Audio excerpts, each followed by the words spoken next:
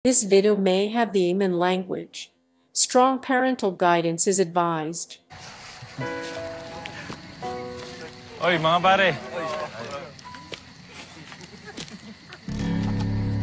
Saan ka pupunta? Okay to, ito yung party. Ikaw nga special guest namin dito eh. Mga pare, as promised ito na ang pinakamasagwang date na makikita ninyo. Ito na mga pare, Yan na! Kita niyo yung tsura! Mike, astig nga itong kadate mo. Ikaw na, bro!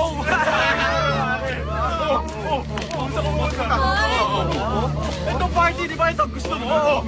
Alam mo, hindi pa ako nakakita ng hubad na kuba. Ng katawan ng kuba. This is our lucky night. Ito yung bao para sa'yo.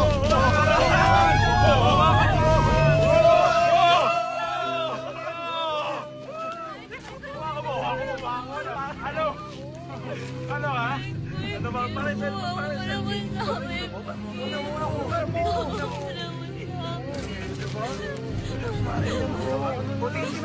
Anong tingin mo? Magkakagusto ako sa'yo? I-date kita?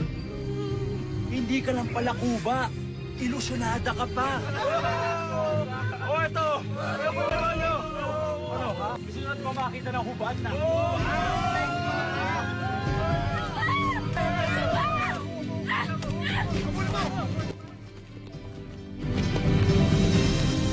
Ako yun Pare, ano lang pare, hindi naman natin yun. Takot lang yan.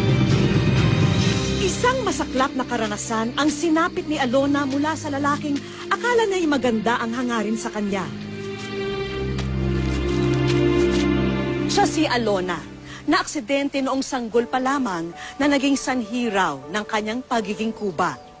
Pero dapat bang maging hadlang ang kapansanan niya sa kanyang pagiging masaya, gaya ng makatagpo ng lalaking mamahalin siya? Ganito lagi ang nangyayari sa kanya.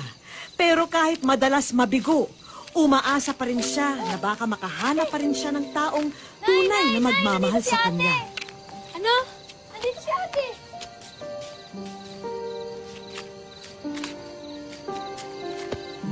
Huwag mo nang sabihin. Nahirapan ka na sa trabaho mo? Kaya ka umuwi? Ano ka ba naman, Alona? Di ba sabi mo, tutulungan mo pamilya natin? Ano yun? Sa tuwing nahihirapan, ikaw si Miss... Uuwi ka dito?